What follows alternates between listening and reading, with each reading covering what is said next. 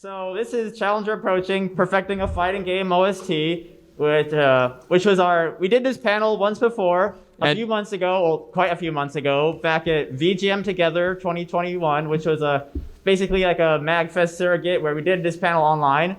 But this year we were like, what if we did it again, but in person, and got some extra interviewees just to spice it up for the people that are coming to see it live. And so that's what you're going to be able to see today. Anyways, I am DS Music. I am NC Symphonies, and we're going to take you through a little journey about... We're going to take you for a ride. Take you for a ride. So, before we go any further, we'll introduce ourselves a little bit. So, first off, I'm NC Symphonies. I'm a musician, video game and music inspired one. I make my own covers. I make original work. I have a SoundCloud. I used to run a competitive Smash team. I graduated in May of last year, so I'm just a musician trying to find his niche still, but I'm kind of all over the place. All right.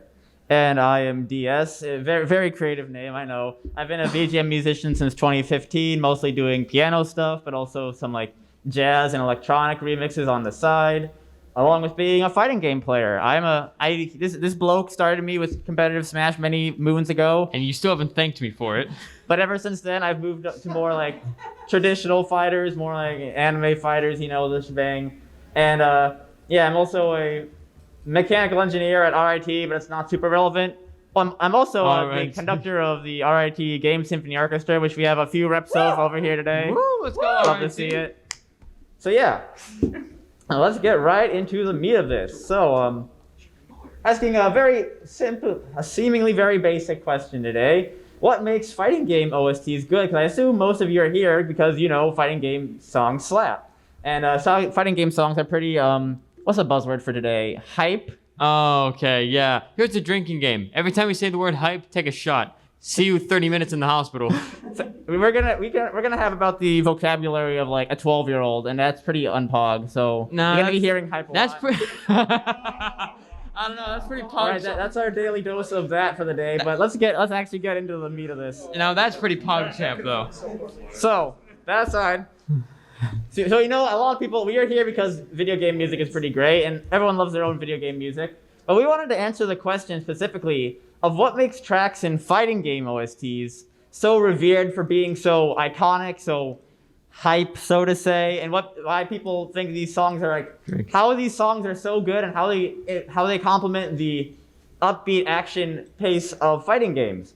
And through our research and a couple interviews, we basically looked at how fighting games have evolved throughout generations of players that have been playing. Specifically, we were looking at two aspects. One, are the fans themselves the people that are drawn toward the music just by association with fighting games? Or does the music evolve with the community of fans, and is the music made to cater to the fans, and that's why the fans enjoy it?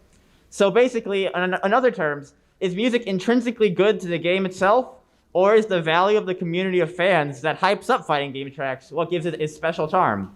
And so for that, we've divided the panel into two sections, and do we have the timer going? No, we do not. Oh, well, that's fine. We can do it now. We'll be here forever. No. And so we'll start the first section with talking a little bit about how did the culture of the fighting game community, or FGC, as we like to say, influence game soundtracks. And to start off with that, we're going to take a quick little history detour. Going to basically go through a very brief synopsis of the FGC, which started around arcades back in the 70s, 80s, and 90s. And through this time, arcades were basically a melting pot of gaming, as many different peoples from many different places were coming together to enjoy these machines. As arcade machines basically at that time offered some of the best hardware and the best place in general just to play games, due to better hardware and cabinets being able to produce pretty gorgeous visuals with very good sound chips that made really good music, along with having 60 FPS and just overall mostly having a better experience than consoles at the times. And in this sort of environment, fighting games sort of blended in with the other machines. They're all just vying for attention, trying to grab your quarters. And so in general, in arcade spaces, soundtracks to those types of games are very loud, very boisterous. They utilize lots of fast-paced music, very fast tempo, very tonally stacked music with lots of instruments playing, lots of instruments vying to get your attention, lots of catchy melodies, and whatnot, and fighting game soundtracks were no different. Similarly, sound effects in arcade machines were used to great effect, as people playing these arcade machines would be, of course, playing the sound effects, and you wanted the sound effects to get your attention too. Which actually brings up a very fun example of the original Killer Instinct. If you want a little bit more in-depth analysis on this, there is a documentary called Fight On, a Killer Instinct documentary, which goes into the history of Killer Instinct. But a little fun factoid is that when arcade machines were installed in arcades, they would go through like a maintenance process to make sure they were up to standards. And what Killer Instinct did is that they would hide certain sound files in the game so that when the maintenance people listened to make sure that the volumes were all level, they wouldn't hear some of these hidden sound effects. So, of course, can you guess which sound effects were the ones that are louder than the maintenance people would know? They were, of course, the Ultra Combo and Combo Breaker. You know, the really loud, boisterous sound effects, which people would hear and be like, whoa, what is that over there? That's a really fun sounding game. And so they have these sound effects louder than the rest of the machine because the arcade inspectors wouldn't figure it out when they're installing.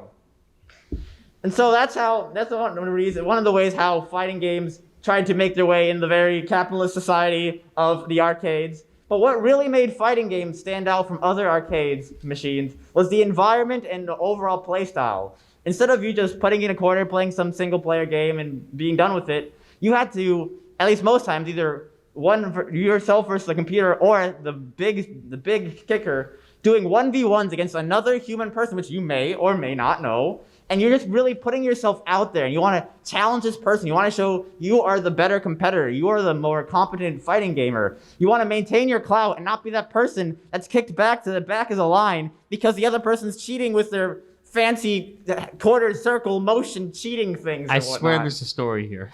And that's what really started at the beginning of the fighting game scene, was these little rivalries that would happen in famous arcades such as Chinatown Fair, where many of the big FGC names such as Justin Wong and commentators such as Yipes got their start with these rivalries, which started tournaments and started a whole community of people that was just basically looking to see who could be the best. Now we flash forward just a little bit to around the 90s. We were starting to get the development of consoles, home consoles, which could output some of the similar power to arcade machines, such as the SNES and the PlayStation, which we got ports of like Mortal Kombat and Soul Calibur 2. And these were much better deals for players, as along with the affordability of getting a console, you're able to get so much more with it rather than what an arcade machine could get you, such as unlimited rematches with whoever you wanted. You get console exclusive features such as single player campaigns and story modes and training modes, along with the portability of being able to take your console or your lunchbox GameCube, bring it over to a friend's house, and be able to have tourneys and like just have an overall good time with your friends, which helped to or enemies, depending on how sour things go. which helped to develop the same grassroots mentality as the arcade scene. And this development led to people being able to play around, find out who's the best in their neighborhood, in their local area, in their state, and even eventually rooting itself in international tourney scenes. And so while this is all fun and great and all, we mentioned how people are having a great time building this community around the world. Of course, many people were too young back then to like understand the implications of what the music was doing to the game. Like, of course, when you're playing Smash Bros. Melee when you're 8 years old, you're not really paying attention to, oh, I love this plagal cadence in the background that's really emphasizing the harmonic richness. This perfect authentic cadence be bussin'. No, you were just wanting to beat up your friends. However, even without you consciously making these connections, there is still a connection being made between players and music subconsciously. And this point comes from a panel I did last year about what makes video game music memorable. All in all, there's a lot of psychological jargon, but basically, being able to associate the gameplay with the soundtrack is one of the aspects that comes with just playing the game. And one quote that is the most that helps to define that from last year's panel was, "Memorable music is created from an intersection of emotions and personal culture, developed over time," which basically means just your experiences and your emotions and how they connect to what you're doing is what helps create memories and helps you connect to the music. So our first interviewee we'd like to talk about is Dewey Newt, who is a fellow VGM cover artist and also a lo-fi remixer. And he talked to us a little bit about his experience growing up in playing Street Fighter and whatnot, and learning about and hearing that music while playing.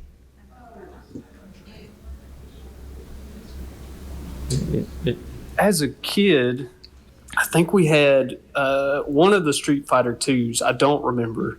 But I think we also had Alpha 2 on Super Nintendo. So that was like the first fighting game series I ever played was Street Fighter. But I was bad. I was like 4 years old, and my brothers are all older than me. They just stomped me every time. Let me think. I really got into listening to VGM. Probably started listening to specifically fighting game tracks at work. I want to say I started at Street Fighter just because I was familiar with it. A bit of it just comes from nostalgia, I'll say. Like Melee soundtracks, just like, oh, Menu 1. It's like, what can you say about the menu theme? It's just is. You're a 6-year-old and you hear all this crazy orchestral horns blaring, and it gets you pumped up to be Pikachu and fight ice climbers. I guess a lot of mine's from nostalgia and then listening as an adult now. And we'll be talking a bit more about Menu 1 in a bit. I'll hold your horses on that. Oh, yeah. And one other similar sentiment we got was from an interview with Garrett Williams. Garrett Williamson, who some of you may know as an R&B artist and a sort of video game music. He's also the composer of For Scott the Woz, little bit of a big deal, just a little. Metagame. But as far as the importance for our panel, he was the composer for the soundtrack to the documentary Metagame, which talked about the history of the Smash Bros. Melee competitive scene, and that documentary also gained an esports award for best documentary. And he had this to say about his time growing up and experiencing Melee. If we're to go back to Melee, listening to that music, I've gotten used to it at this point, but if I really think about it, for sure, that's one of those that I think there's elements where I'll hear stuff and it takes me right back to like that TV in my friend's corner back in like 2004, playing the game and having a good time and whatnot. So yeah, just to recap, it's these experiences that even if we're not consciously thinking about the music, people still develop these subconscious memories associated with the general feel of the fighting game community. And so, around the late 90s, this is when developers started finding out about these communities that were all around the world, from Japan and Americas and Europe, Australia, and so when they started developing new fighting games and finding new ideas, they wanted to sort of cater to that community. And I have a couple examples. We'll only be able to play one for now, just due to time. If possible, we could put up the slideshow at a later date online or on our YouTube channel or something. But one example I'd really like to highlight in particular is Akuma's theme from Street Fighter 3 Third Strike, aka Killing. Okay, let's see if we can get it going. So basically, Third Strike is known as like one of the pinnacles of fighting games of that generation. Mostly also, on one hand, due to its very, very innovative gameplay with the parry system, but also due to its very unique texture. This game was coming around like the heels of like the pinnacle of the hip-hop movement around the 90s, when sampled beats were becoming a big trend. Thank you, Beastie Boys. And so you can see through this example how you have like the sampled string beats on repeat along with the flute sample, and then the very iconic Amen break looping in the background to create this grungy beat, which helped characterize the game. And Capcom knew that they would be catering to the American audience, especially scenes like Chinatown Fair in New York, where hip-hop was popular, by creating these games that were based in the locales where their players were, and to help further establish that connection between the players and their experiences playing the game. And we don't have time to get into this, but Guilty Gear is another good example of, I like to call the Guilty Gear a metal album with a fighting game attached. Basically, Daisuke Ishitari was the composer and main developer for Guilty Gear, and he used a lot of his passion for metal and the Japanese metal scene in order to create a fighting game that's very connected with the music, and basically it became one of the most metal fighting games. Okay. And so now we arrive around the early 2000s, around the slump of fighting games, so to say, after around the Street Fighter 3 period, then that's when games started to become more mainstream, such as Call of Duty, Halo, Half-Life, whatnot. And people were starting to see a shift in gamers being able to experience more mainstream games and enjoy them. Whereas in the past, arcades used to be all the rage due to their accessibility and there being a melting pot of games and people to be able to multiplayer with. With consoles games, the fighting game community just became more niche due to the high skill floor that impacted it. Learning a fighting game is tough. You need to learn neutral, you need to learn what your buttons do, you need to learn what your characters do.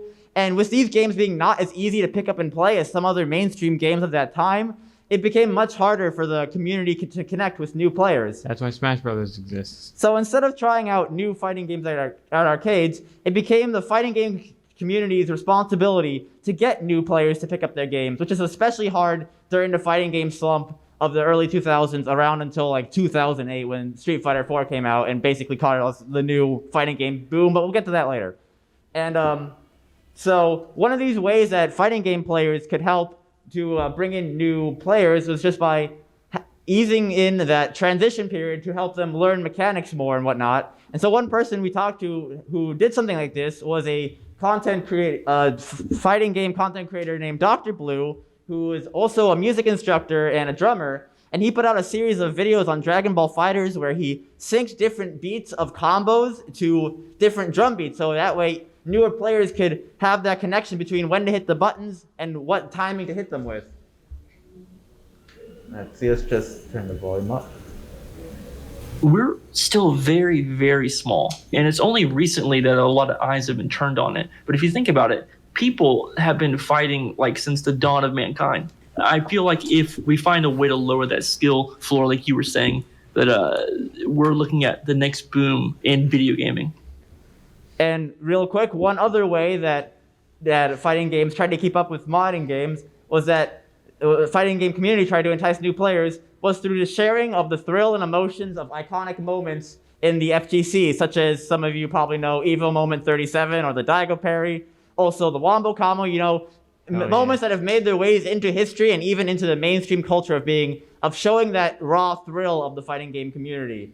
And Garrett Williamson expressed how these sentiments affected some of his music for the Metagame documentary.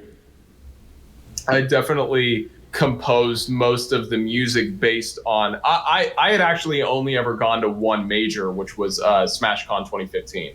The absolute hype from being at SmashCon and watching those guys play and the whole audience and everybody freaking out, I definitely heard certain music in my head when watching those matches and seeing the hype and the audience and everything. Just the energy of that, I totally heard a certain, maybe not like a distinct piece in my head, but I heard a certain sound. So in order to keep up with modern games at the time, fighting game developers needed to make fighting games more than just two people or a person plus a CPU going at a romp. They had to learn how to make an immersive and a unique experience to cater to a larger audience of gamers that was developing at the time. So a couple of tools they did to do that was create a more, let's say, AAA based experience. And one of the DLC interviews that we got for the in-person in particular was we got to talk with Wilbert Roger II, who was one of the main composers for Mortal Kombat 11.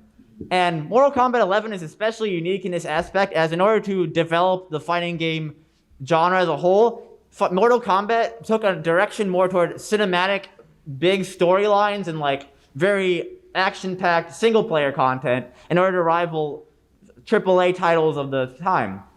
So especially starting around Mortal Kombat 9 going into Mortal Kombat 10 and 11. So here's a few things that we got gleams from Wilbert. As he mentioned, his experience composing for a AAA style game versus what the fighting game aesthetic had been toward the time.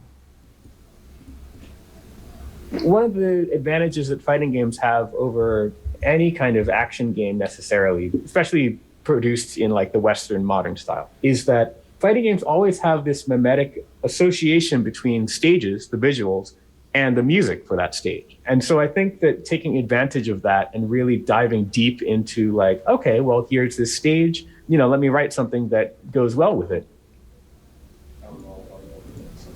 Mortal Kombat is kind of different in that it's always been about the sound design, I would argue, especially once we get to the more cinematic MK games later on. Music is kind of much lower in the mix than pretty much any other fighting game is. But, it's very refracted and, it has to go through these implementation systems. It's dynamically mixed as well. So it's more about texture than being like, here's this front and center, right in your face piece of music that you could easily hear in like the dance club or something. I think that the aesthetic now is that here is this world, here is this, all of these characters, and music just simply emanates from the setting. It's trying for music not to feel like it's been placed on top of the score of the film or the game, media, but it should feel as though the music is just naturally emanating from it. Yeah, so that's just one of the tools that some developers decided to go on. As Wilbert mentioned, they made music that was more structured to be underneath the score, sort of like a modern cinematic action score, rather than something that's really in your face and that's just currently describing what's going on the screen. However, some fighting games did decide to just do that and just go wild and wacky with what's going on the screen. And so one of the major aspects that specifically affected music was the inclusion of more varied and unique rosters of characters and stages, which is embodied by the classic line from Smash Bros. Ultimate, "Everyone is here." Basically, with each new idea embodied by a new character or playstyle, new styles and genres of music could be written in order to express the unique personalities of the fighters and create wholly new musical experiences for people to latch onto.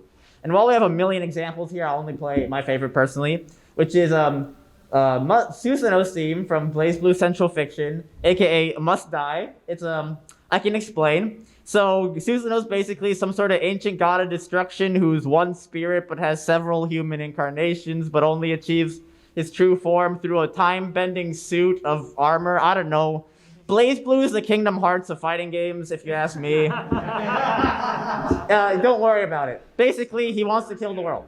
And you can see this very prominently in his theme in Central Fiction, since it's, first of all, it starts out with a very traditional Japanese vibe with a drum rhythm and instrumentation such as the koto and the flute, which sort of embodies his, like, Susanoo aura. So, and he seemed like pretty traditional Japanese until the Daisuke Ichibatari metal comes in. Also, yes, Daisuke Ichibatari, the fighting game goat. Yeah, it quickly transitions from like a very traditional style into more of Daisuke Ichibatari's classic head-banging metal sound. And later on, let's explore a little bit. You hear the traditional instruments start to mingle along with the visceral, ritualistic chanting, which, who knows what they're saying? I don't know. There's no lyrics to this. And this driving percussion and rhythmic guitars combined with all these other elements help create a very chaotic, evil sound, which is embodied by Susanoo's persona. Yeah, we had a lot of fun vibing with this making this panel. Yeah. On one hand, this song is kind of a meme in the fighting game community, but on the other hand, I'm an unapologetic Susanoo main. So, Show off. I'm a little biased. But yeah, basically, there's so many new ideas being presented in fighting games in order to ramp up the intensity to 11, and fighting game composers were masters of combining very unique genres in order to embody all the aspects of these unique characters. And by incorporating more unique characters and playstyles, it offers more choices for the new players that fighting game devs are looking to reach to find a character that expresses themselves when they search for a new main, such as when you pick up, like when I was picking up Guilty Gear, like the Guilty Gear Strive, I didn't know who I wanted to play because I only played Guilty Gear back in Plus R, and there's no justice in Strive, so I'm like, what do I do? Then I heard May's very synth pop. It's a love it or hate it sort of song. But I'm one of the love it sort of people, and that just connected with me. And that's what fighting game developers do to connect with more people. And one interviewee that we had who expressed some of his experiences connecting with characters was Sexy Mallard, who is a member of Doug Perry's video game music community. If you know Doug Perry, the video game music marimba man. And Sexy Mallard is basically a friend of ours who, he's very good at fighting games. He whoops my butt on the regular. And he had this to say about connecting with certain characters when picking mains for BlazBlue. There are times that there are characters that I saw that I wanted to try, and then I play it, and I didn't like it, but then found another character that I loved in the roster. And Jin was the first person I picked up, and he just didn't speak to me. And then I did Hazama. I think it's because Hazama was nothing I ever experienced in a character. He is so unique, and I think that's what made him so fun. The funny thing is, even though I love Guilty Gear's music, I think BlazBlue if we're talking about like Central Fiction, so of everything, is a better complete package. You mean like genre-wise, like more variety? More. I like the music. I like way more songs in the Blaze Blue album than I do in Guilty Gear now. They're just almost every character's theme I like a lot. Makoto's theme, Alexandrite, is pretty good. The red hair girl before she changes to Izuyoi, I don't know her name, but her theme is really good. Hazama's is obviously really good. Ragna's is good. Like Ragna versus Jin's theme is good. There's just so many good songs. Yeah, basically, by catering to more playstyles and character archetypes, like creating lots of zany and unique characters, this helps further cement the connection between the player/character, along with the player and the music that represents that character. And these connections are constantly building along with the subconscious connections we mentioned earlier about associating having fun playing fighting games with enjoying the music.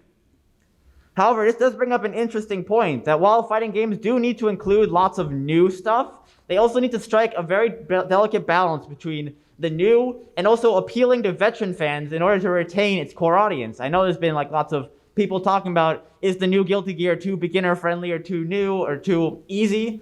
But it's a very delicate balance to reach. And this by being able to still cater to its original audience, even though there's a lot of new people that they could reach to, this helps build upon those grassroots nostalgia that have been firmly supporting their games for several decades. And the music is affected by this too. For example, some remixes of classic tunes being incorporated into new fighting games, such as the main theme of the reboot of Killer Instinct, which was remixed by Mick Gordon, who's a guy who, I don't know, he might be relevant to this MAGFest a little bit. I don't know.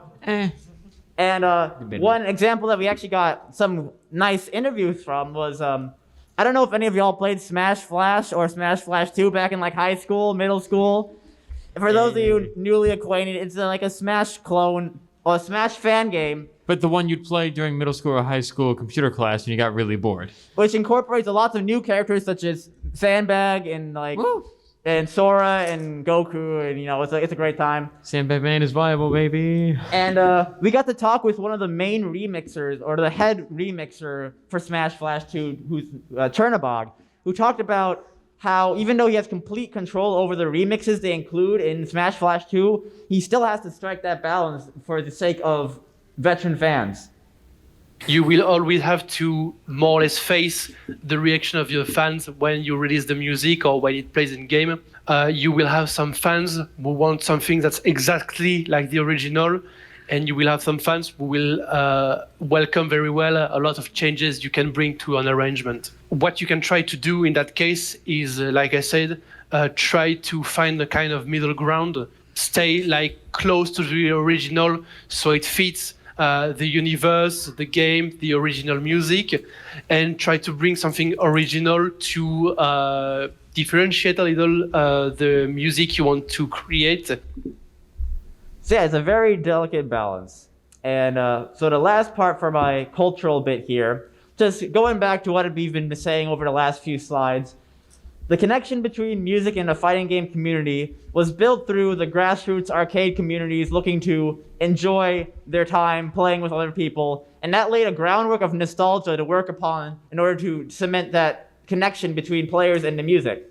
And that groundwork has evolved over the years as new games were developed to please the evolving community veteran FGC fans, along with new gamers alike, and compete in order to compete with modern gaming competition. And people have come to associate that hype and that fun that they've had playing fighting games with the music that colored these fights due to the efforts of developers and composers to be able to create new and unique ways to play the game and always find something new and fun for people to do. And we had a quick personal story from Dr. Blue where he talked about how intimately music can create these connections between people and players alike. Specifically, I have one of a student, and he came in one day. His name was Davis, and he was like, I want to learn Avenged Sevenfold. And from there, because I love Jimmy the Rev Sullivan from Sevenfold so much, we developed like a kinship. And so anytime I would get into something new, I would be like, hey, what do you hear Can you feel the 30-second notes? Do you feel how it goes from duple to triple time? What do you think about the time signature? What's happening here? So anytime I would find something new with Dragon Ball Fighters or anything along that nature, I would bring it to him. Anytime I hear fighting games, it just reminds me of that era. All right, and that is the basic gist of how the connection with the fighting game community helps develop these musical themes to be so rewarding for people to listen to. However, fighting game, as we mentioned before, fighting game music isn't just tied to the community. There are certain musical and like game aspects that music has to achieve in order to be, classified as good music in the first place. So now we're going to bring it over to Noah to talk about our part 2. So first off, we've already asked the important question, what makes a good fighting game OST? But then we have to consider how much the fighting game soundtrack can help bring the experience all together. So I'm going to throw a big word at all of you real quick, but don't be afraid, it won't hurt you. Ludomusicology. Basically, the study of music in relation to the game's soundtrack. It can include anything from how it interacts with the storyline, how it emphasizes how a scene is interpreted, how it plays into carrying out the tone of a scene. Basically, anything audio or sonic related, that's how it relates to the game itself. And it has a very strong power over giving the players a more immersive feel to it. And in the case of fighting games, you'd have these very snappy opening pieces that really grab the player's attention. Something that will really get them to think, yep, we know we're a big deal. Come into our world, step in or get out of the way. And it can build up to the climax of it, like in Smash 64, as the title screen where it's just blank, no sound at all. Then you start it, you hear like a very light sounds, and then you get to the character select. That's when it starts to hit you. And we also had Garrett Williamson comment a little bit on what makes the song, really click. I know some people have argued that it's like, what is it, like 50% of the experience of a game is the audio. Yep, is a pretty brief one. But yeah, no, he does bring up a point that like you can't have one without the other in that sense. And because of this, the VGM of NFG really needs to strike a very delicate balance, like we mentioned earlier. Which does mean that the song can't get too comfy with where it is, and it can't get too repetitive, otherwise it'll start to get annoying. In fact, Gamera, one of the members of the consoles, we forgot to mention Gamera's last quote. That sucks. Yeah. Anyways, brief introduction. Gamera is the bass player for the consoles, which is a video game music group based off Sydney, who are famously known for playing some fighting game tracks, and also infamously known for playing Linnea's theme from Under Night in Birth. Even though I will listen to that cover of Nightwalker until I die. Oh my god! But basically, he said this: lock someone in a room, play the song for them, and if they're not sick of it by 10 plays, you've made something good. Wait, who are you locking in this room you're talking about? Wouldn't you like to know? We'll talk later, Dave. So yeah, we mentioned that, but we also had a little comment from Dr. Blue. And I feel like fighting game music is so brilliant because it's just going on in the background and you don't really notice it. You're just trying to land that combo. But then all of a sudden, it's in your head. You've heard it so many times. It's just like baked in there. Yeah, you need to have a song that you might not notice it at first, but once you play and grind out that stage for ages and hours and hours and hours, you'll start to hear it. And then you'll start thinking back to how you kept whiff punishing all of those offstage ledge guards. There's a story there. But like a lot of balances, and like Dave mentioned earlier, you have to have the songs adapt to its audience over time. And so this is where we get to go to a little fun comparison. Yes, we're going to a very basic, frankly overrated example, but Yoko Shimomura's Street Fighter II Ryu and Ken's theme. So we'll start off in the original one, where you have this song that is really symbolic of what Ryu is. He's a Japanese, well-trained fighter. He's ready, he's bouncing, he's energetic, but he's still on guard. He's a bit cautious. And it really shows that, it embodies that character really well. And on the contrary, even though it's literally just a reskin, Ken's theme is meant to complement his own distinctness, where it's this very brash, much more in-your-face influence from American rock that really sticks into your head and really becomes like the forefront of his character. He's a family man. He's ready to have his fun, but he's also ready to be cocky about it. So then we move on to Super Street Fighter 4, where things are exiting that slump that we mentioned earlier, and a very huge EDM influence took over. And this is arguably like one of the best interpretations of it. Like, it has that stank factor to it that I just can't get enough of. Like, it's still, you can still hear it's clearly Ryu's theme, but it's just more edited for a modern audience. Then we get the Ken's theme in this game, which, okay, I'm biased, but this is one of my favorite bass lines in any song. Can you crank this up, actually? Maybe it for the bass line a little bit, especially that intro. It just like takes over. I did not see this one coming when Noah found this example, PBH. I can't get into it. Alright. Yeah. Okay, so, yeah, honestly, can we just leave this on in the background for the rest of the panel, please? Anyway. Yeah, you see the point. Anyway, fast forward a few years when the song kind of relaxed a little bit more. The game sort of took a backseat and realized, okay, we've kind of run its course with it. Why don't we try to have a more cinematic feel? Because we know Street Fighter is a mainstay, so why not embrace that? So we go to Ryu's theme in Street Fighter V. And much like before, stays true to its roots, still in the same key, still there. But it has a new twist to it with a very grandiose feel to it. It has a very sweeping yet still clearly edgy, rough around the edges kind of tone to it. And in a similar way, we have Ken's theme, which is a little bit more carefree, which I think kind of encapsulates Banana Man pretty well in this game. And even with that little improvised riff in the beginning, that really brings it all together before it gets into his actual theme. And they did bring it back to the original key in this one to make it still true to form. Okay. I can honestly be here okay. Anyway, so with Street Fighter out of the way, let's go to another famous textbook example. Yep.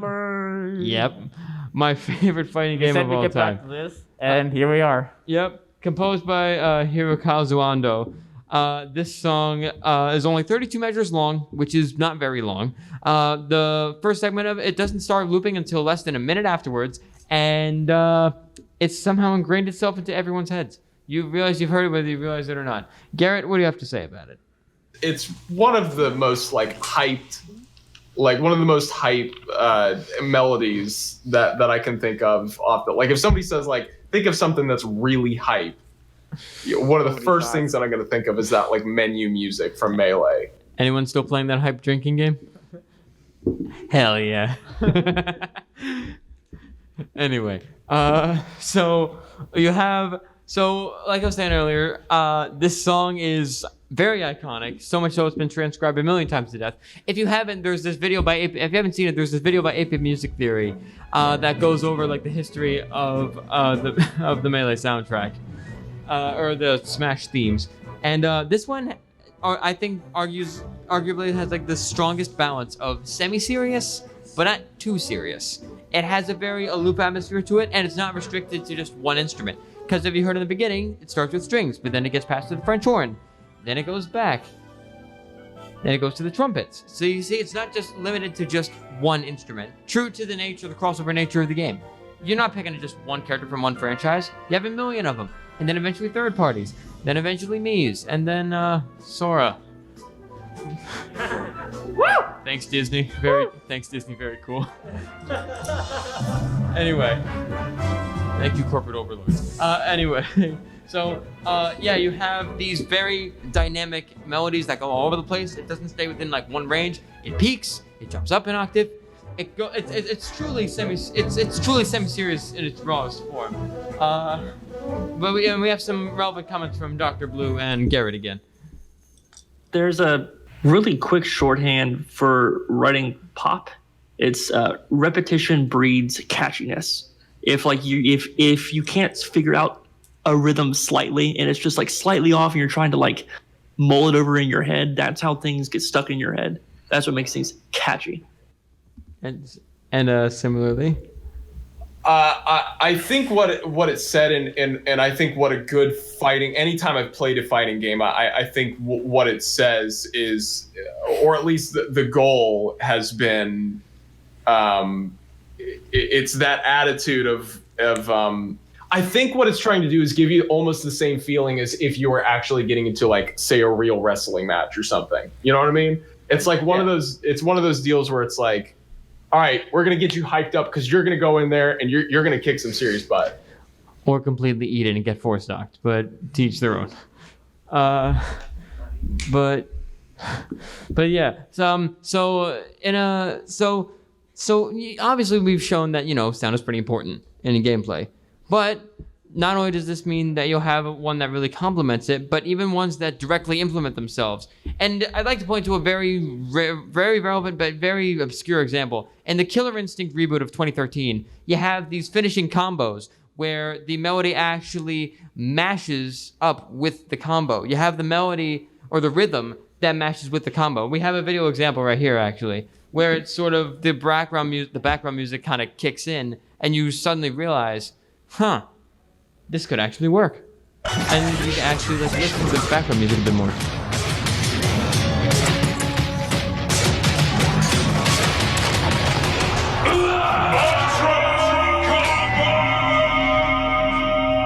And by that logic, I was gonna say, by that logic, you make a case that any rhythm game could be a fighting game. So Friday Night Funkin' is our own fighting game. Anyway. So then you have relevant sound blending it with it. But think about it then. If you just have one exciting song, you could just copy and paste that to the next game, right? No, every game has character to it. It has their own charm. It has their own audience appeal. So you have to find a way to distinguish yourself and make an identity for yourself. Much like in the days of old when you had arcade cabinets competing for space. You needed character. I mean, you needed something catchy, but you also needed character. And I think Virtua Fighter did this really well. But I think what's even better is in the Smash Ultimate soundtrack, where they double down on this completely non-serious at all attitude. And you have songs like The Roost, where you have this slow serenade, almost lovey-dovey love song, as you see Kazuya Mishima and Solid Snake right next to each other, getting up tilted at 90% and suddenly dying off the top for no reason. Hold on. This is also one of my... I unironically picked this song on Animal Crossing. Yeah, dude, honestly, that's the only song I have played on my stage. Anyway, we also have Virtua Fighter with its title select and character select. It's this very Sega-esque attitude where it's very, it's hype, it's pumping, but you gotta get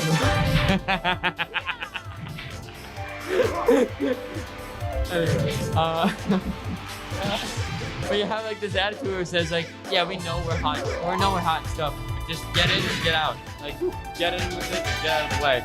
And very reminiscent of Sega-esque vibes around that time. Sega truly did what Nintendo doesn't. And then you have the character select, which I think probably screams more Sega than the first one did, because you have this very heavy distorted guitar sound font that you use in there. So this is something that really it's that raw feeling. Sorry. But thank you, Gary Williamson, for reminding us that game exists. Okay, so you have all the sound. It's cool. It's great. But what happens when you want silence? First off, tough because you're playing a fighting game. But second, but possible. Yeah. But second, you have what I call sonic whiplash, where you have a moment in a game where something big is happening, and sometimes just having less sound there is better. Like in BlazBlue Cross Tag Battle. Or Essential Fiction. Oh my god. Where you have an astral finish. Or in Guilty Gear Strive, when you have a counter hit. Oh man, I love being hit for 80% of my health now. Or even the Smash Ultimate kill screens, where it just zooms in, it's red, you're like a kind of sound. And you don't know if you died or not. I mean, you probably did, most likely. But it's that zoom in where it's like, oh, this could be it. But then suddenly you DI right and you're back at 120. And then you just get killed again. I just want to say Guilty Gear is pretty neat because like when you get counter hit, it like it literally slows down the music and then picks it right back up as you start getting pummeled again. I just like it a lot. I still gotta play Guilty Gear. Anyway, so then you have Golden Silence, and there are even some players who would prefer to just not have the song playing at all. But there's also a moment where they just want to put in their own song and listen to their own thing when they play. Now, granted, the two people we interviewed, Kent from Ongaku? Kent Ward, who is the leader of Ongaku Overdrive, also the leader of the virtual Ongaku concert series on Twitch. Really great guy. He's here at the convention too. We still gotta find him. And yeah, should I play the clip? Yes, play the clip. I mean, most of the time, I will listen to the in-game music, especially for the fighting games I play, because the soundtracks are all nice. They all do a great job of defining who the character is. Nowadays, music's made as part of the character's personality. So I think it's important when you're fighting that, like, you know, it goes along with the whole vibe of who the character is, their stage, their moveset, their persona, you know, their little mannerisms. I feel like, you know, as far as soundtrack, like if you're watching a movie, do you start just blasting Metallica while you're watching Star Wars? That would be kind of weird, you know? Nah, that's just my Friday night, Ken. I don't know what you're talking about. Anyway, but then we also had Sexy Mallard, who shared a similar sentiment. If the game itself supplies it, then yeah, obviously I would use that. But there are instances where I had to, you know, listen to my own thing, but I still kind of want something hype. Because, you know, if you're in the tournament scene in the locals, it's too loud. I usually just like listening to what's provided, but try to kind of stick to the energetic theme. But yeah, like you said, sometimes the hype doesn't have to come from the music of the game. Sometimes it just has to come from whatever you want to put in your headphones. And some fighting game players will either prefer that or just wear the equivalent of those lawnmower earmuffs. But it just shows how much the fighting game music can truly have on a player's performance, or how much they think it has. Which gets into the mind games and the mental impact. Because much like with anything else in life, I'm sure you've had a moment where you heard a song on a car trip and it immediately made you think of, oh, I remember passing through the Colorado desert, or it reminds me of like going on a trip through LA or something. Video games have the same effect.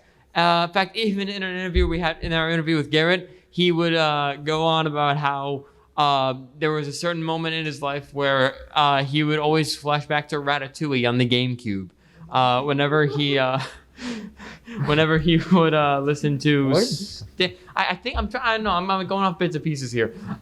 But in a similar way, we have a member from the RIT GSO, the brass section. Yeah. Eric Olofsson. Yeah, we interviewed Eric Olofsson, who's the RIT Game Symphony Orchestra brass section lead and junior conductor, and he had this to say. Often, when I'm thinking about really intense fighting game moments, I bring myself back to those fights on specifically fights on Dreamland, because I really like watching games on Dreamland, and also the songs in those intense moments and things like Smash Bros. I think when I am in an intense moment in the game, I think I bring myself back to those soundtracks in particular. And so you have all of these moments that really embed themselves in, that really cements it's like the final step of a video game, of a fighting game song really making its impression on you. It's that last step where it shows that, yep, this game and this song has become a part of my identity. Much like how Smash Brothers became with me, as if you couldn't tell by this, and maybe that. Yeah, like Noah's been mentioning, how all these elements come together in order to help amplify this mental impact on players. So now we're about around the end of our panel, and just got to give a few words on conclusion. So, much like any other game, a truly immersive experience is only further enhanced by the implementation of music that matches the tone and gameplay flow. Fighting game songs in particular specifically benefit from being background music that instills the essence of the game's tone while simultaneously hyping up players throughout the match. As for the future of fighting game OSTs, there are improved technologies, more layered compositions, dynamically responsive mechanics, and carefully composed melodies that have been being developed over the years, as we mentioned through the interview with Wilbur Roger, will only strengthen that emotion more and more by being more high-quality music in general. Fighting game music uses intrinsically good game music techniques, which Noah mentioned, which if done well, instills memories through the specific experiences of playing against others, which I was talking about, which I mentioned this community of fighting game players was developed throughout the years. And in conclusion Therefore, henceforth, in conclusion, it's achieving that balance between music weaving seamlessly into gameplay while also connecting with the culture of the fighting game community and casual fans alike that brings us closer to perfecting a fighting game OST. and rap. Rap. So. And win. Yeah, congrats. So, at this time we can take any questions, any song suggestions, any games. Let's be honest here, panels are just an hour block for people up front to just say, hey, here's my favorite music, listen to it. Hey, you should really listen to Sonic the Fighters, Stage 3. But yeah, even if we don't have time to answer your questions, you can reach us at these specific links. I think we have plenty of time. We have like 8 minutes. Yeah. Oh, looks like we have a first question. Yes? Yeah. Yep. Well, this is kind of a two-parter. One, can you please play True Love Making from CBS 2? Wait, can I play it? Yes. Actually, funny enough, if you go to my YouTube channel, I actually did a remix of This Is True Love Making from CBS 2 and put it up about, I think like a year ago. It features Lacey Johnson, who you may have seen at the convention, features Danny Lopatka, features me, and also Mo Mega. So yeah, that's a very good song. It's actually very interesting because that song came out around the early 2000s, around the same like EDM inspired feel which Street Fighter 4 had going for it. And just the like sort of repetitive funk pop EDM, I don't know what it's called. Techno pop? Oh, something like that. Just that vibe that was very characteristic together. It made a very good song. Unfortunately, it was just packaged with a game that did not perform really well, but people keep coming back to it many years later. People are finding newfound respect for CVS2 in particular, especially with some of the music tracks. Some of the music tracks will be more fitting to other players and some players than others. But like I mentioned, there's a wider range of like musics that are represented through fighting games in order to connect with different people. And This Is True Love Making is definitely one that's resonated with a lot of people. What was the second part of the question? Well, this was actually more of a comment. I found it interesting with the guy that was talking about Mortal Kombat and how the soundtrack was a lot more subdued in that particular game. Yeah. A few times, me and my friends in Discord will talk about various soundtracks, and a lot of we have like collective favorites. Killer Instinct, both the original and the reboot, sticks out. Marvel vs. Capcom 2 is a strange one for us because of how disconnected the soundtrack is compared to the action of the game. Clock Tower kind of blends though. Sure. I mean, personally, I'm a fan of the Cage. Okay. Yeah, no, that makes sense. Yeah, like there are definitely a lot of examples of the soundtrack not really meshing with the game at all. I'm an Airship fan personally, but yeah, Marvel vs. Capcom 2 is one of the examples we didn't get time to go to, just because we wanted to show it as an example of like catering to like a sort of like funky jazz feel, which like probably like American audience was like, even if it was sort of weird sounding for the game at the time, given that it was like a Marvel Capcom title, like a very comic book action heavy title, and it has like these jazz influences in it. So it was a very interesting dynamicism between that. But then again, it's also one of those tracks which just like it aged probably pretty well with time, as some people still enjoy tunes like especially Clock Tower. Yeah, and just to wrap this this up. The Mortal Kombat series, especially after 3, is usually on the low end of our favorite soundtrack, specifically because the soundtrack seems to blend in too much with like the rest of the ambient sound. Like the mixing just isn't there. Right. Gotcha. Yeah, I haven't gotten much experience with like Mortal Kombat 4 through Armageddon, but like it's definitely like a weird transition period for Mortal Kombat that was probably felt throughout like several aspects of development. But it's still a heartwarming game to go back to and watch funny N64 cutscenes. Yeah, exactly. We had another question over here. How important do you find music in a fighting game to communicating themes about the fighting game versus just instilling emotions in the player? Marvel's Capcom 2 is a great example of that. You think of superheroes, you don't think of like jazzy anything, but the music is also very fast paced. It's very good for like the it's weird because it's good for a fighting game, but it's not great for Marvel. I played a game like Melty Blood, where that soundtrack's everything from jazzy to like operatic, and there's people with like normal uniforms and stuff. It's just it's distinct, but like Mortal Kombat music tends to mesh well with the game, but also like you said, it's a bit less. I can't really think of a lot of soundtrack off the top of my head. Nothing disrespectful. Yeah, no, I totally get it. Like, Personally, I would say I like music more that's unique for the sake of being unique, because even though I do like listening to in-game soundtracks, sometimes I'd be that person to like bring my own tunes when I'm like at a local tourney or something.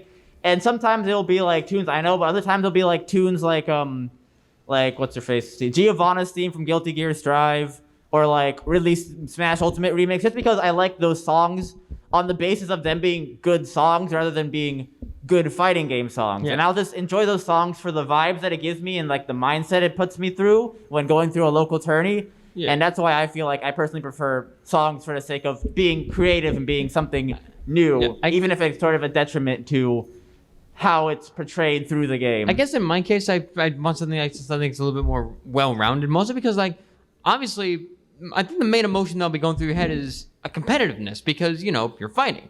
But I do think it's important that you at least do have emotion. You need emotion there. Otherwise, it's just going to be like you could probably extract more emotion out of like a raw MIDI recreation at that point if you don't inject even like the slightest bit of emotion in there. I guess I'm trying to think of a good example. I guess I hate to keep. That's a good one too. But I hate to keep banking on it.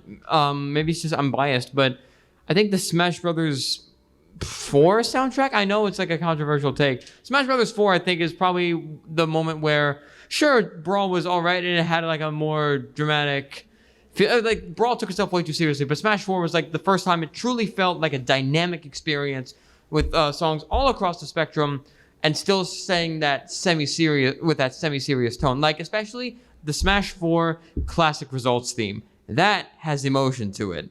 And I don't care what stage it's on. If that's playing, it's a borderline tearjerker. I'll be honest, it is a borderline. Actually, that's not true. That title goes to Undertale, but that's not a fighting game. But yet. But yeah, I think like in my case, like I think I do want some kind of emotion to go with it, because even if I'm getting whipped mercilessly by my opponent, I at least want to have something to feel other than just the lashes across my back as I lose all my health and I get perfected for 2 rounds. You just want me to say hype again, don't you? Well, too bad. I got him. Anyway, but yeah, I do think it's important for fighting game songs to have emotion in it. Otherwise, it's just soulless, and it would just be the equivalent of downloading a raw MIDI song and just inputting it into Logic. Like we mentioned before, like having a music be memorable to you is an intersection of your own personal culture and ideals and emotions as developed over time. So what some fighting game soundtracks may say to what some people may not like be the same for others. Like MVC2, some people really like it just for what it says to them. Other people are like, oh, no, this doesn't connect for me. So it's really a varied discussion, which, as we mentioned, fighting game developers just like to throw a bunch of ideas at the wall and see what sticks. And it's this sort of like unique experimentation, which gives birth to soundtracks such as that. Yeah. Are there any other questions, comments, concerns? Yes, is there a concern? The Soul Calibur 5 in particular had an I noticed something interesting with the way the soundtrack is put together, is that it had several different composers, including, I have no idea how to pronounce his name, Inon Zur? I don't know how to pronounce it. I think Wilbert Roger also. Yeah, composed Wilbert Roger that. was also on that one. And Chris Valesco, and Andrew All right, to Google. anyway, yeah, had a bunch of different composers, including the classics from like previous games. But interestingly, each composer kind of had their own sounds to it. Yeah, yeah. What are your thoughts on? I think like a fighting game would need to have a it's important that all of the songs are mixed well and they all are mixed at the same levels, so it sounds all uniform. But I do think I have a stronger appreciation for games. Oh yeah, by the way, all of the references that we used here and other stuff that we couldn't get to are going to be on these slides if you're interested. But I do think it's important that the composers do still have their distinct voices involved. Like, I know that for games with multiple composers, it'll be common for them to have to stick to guidelines, but at that point, it just becomes nigh impossible to have something consistent without the composers feeling restricted. So I do think that there's a time and a place for composers to have their songs all come together without a single unifying theme. Dave, can you think of any examples? I'm just trying to think. I swear there was at least one, but I feel like what Wilbur Roger mentioned also in his panel, how like some soundtracks are like mimetically connected to stages and characters, which means they basically just intertwine with the characters without necessarily being connected to like other aspects of the story. So having like multiple composers come in to be able to like bring their own takes for like different characters, I feel like personally helps to like throw more unique ideas out that would help certain characters catch on and like be relatable to certain players who like specific styles. But yeah, I mean, it is the end of our panel time, so if you have any more questions, feel free to come up to the front. If you don't have any questions and you just enjoy the panel, we much appreciate you for coming along. We hope you enjoy the rest of your MAGFest, and we will hopefully catch you all around. So thank you very much. Thanks again.